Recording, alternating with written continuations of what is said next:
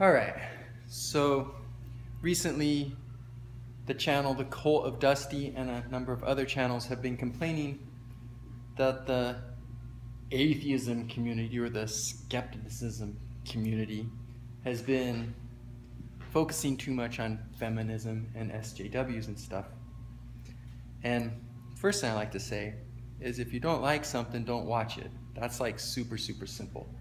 But maybe they're thinking, this is a group of channels that I used to enjoy because I liked that they were skeptical and I liked that they tried to base their views upon reality and point out the flaws in untruths that were out there.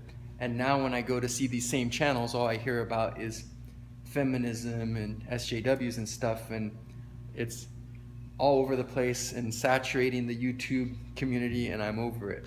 So I can kind of understand that. And what they're saying about people jumping on the bandwagon and trying to make money, that's true too. Every time there's something on YouTube where like it seems to have a bit of popularity and success, all these little channels start popping up where people try to put their take on that topic and grow their channel. It's just the nature of YouTube.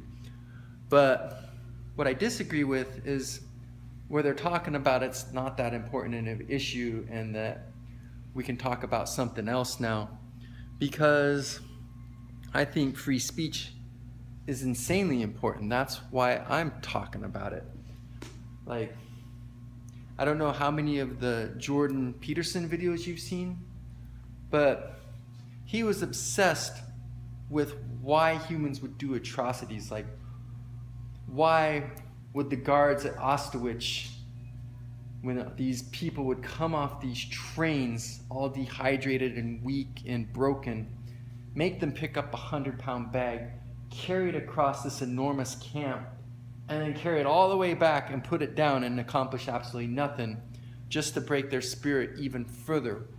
Why would people do things like this? Like, these are regular people. I mean, granted, they're soldiers and they're taking orders, but from the accounts of Holocaust survivors, it was obvious that they were taking pleasure in this kind of stuff. And so you're like, where does this spring from? How do we get to this point? And he was obsessed with that. So he spent 15 years obsessively studying. He studied historical accounts. He interviewed people. He read psychology books. He did everything he could to try to understand this. And it worked. Like, you get obsessive about it and narrow your focus and do everything you can to understand it. You start to understand it a lot better than anyone else. And because of that, he, on his website, he has a list of books for people to read to understand the nature of reality and the nature of humanity and everything.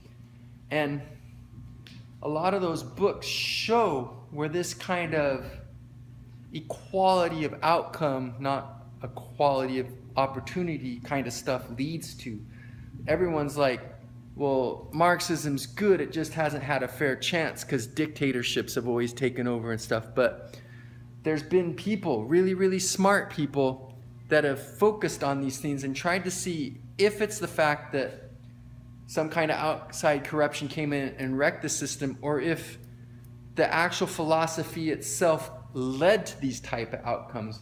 Because when it happens as many times as it has, because it happened in Russia, it happened in Korea, it happened in China, it's not like it was a one-time thing where the socialism failed. It just kept failing over and over and over.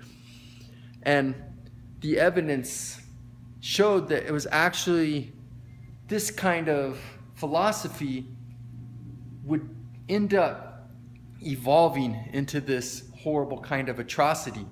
It's where it was like the natural course of events. That's where it would lead. And so there's some really smart people who have documented this and put books out on it. And some of those books are on Jordan B. Peterson's website. I strongly recommend you go and read them so you'll understand this better.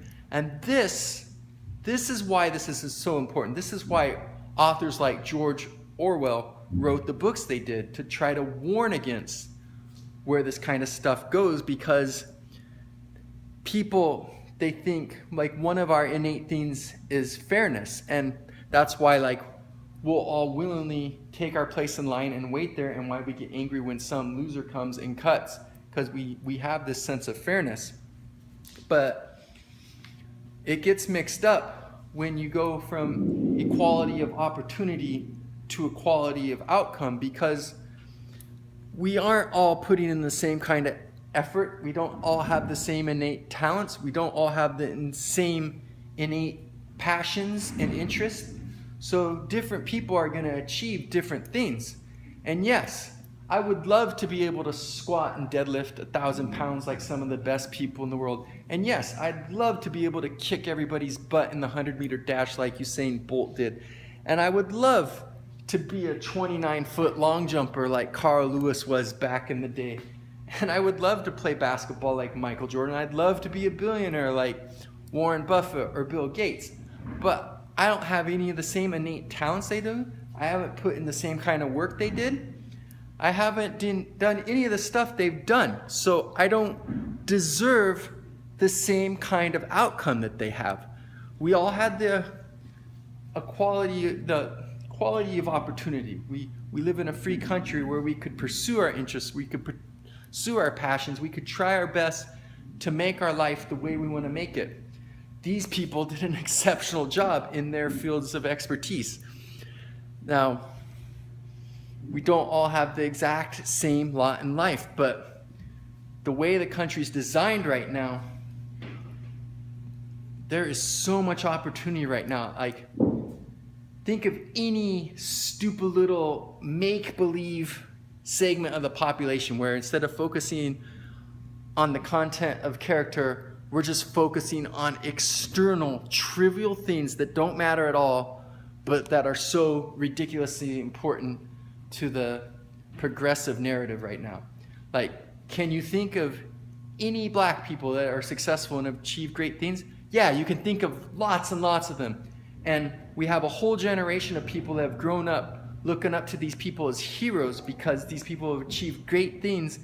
Like, the whole world loved Michael Jordan. Maybe not the whole world, but like in my world, the whole world, like it seemed like everybody loved him.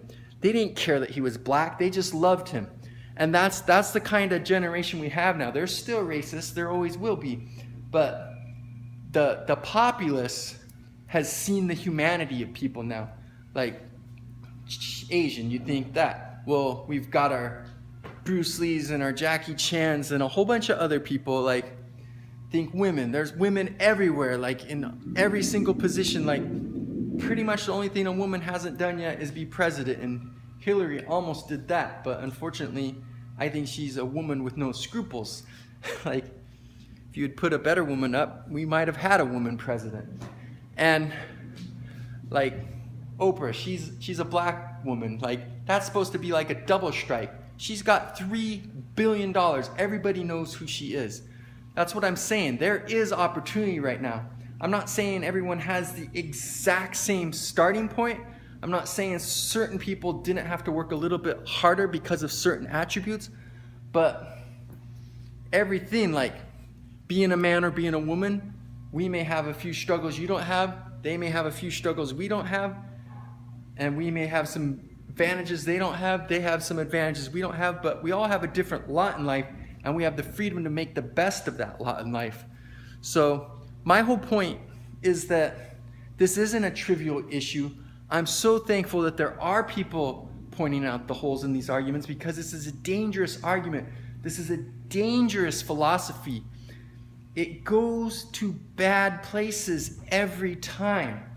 That's why we're standing against it. Not because, oh, these little people are offended and whining and let's make fun of them. That's not why we make these videos.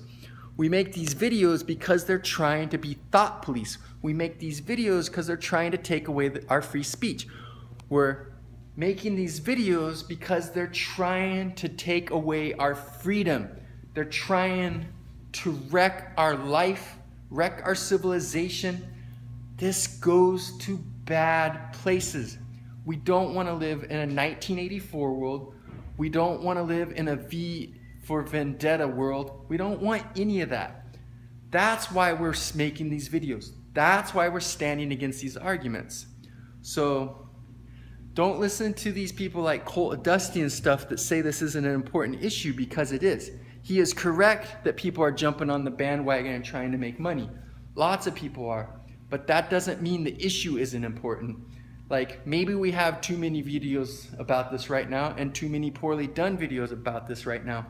But I'm so thankful that we have the good channels like Armored Skeptic or Sargon of Akkad, or these, because we need those out there. We need people speaking against this craziness. So I just wanted to put that out there, because I don't want these wicked, horrible, skewed ideologies wrecking our way of life.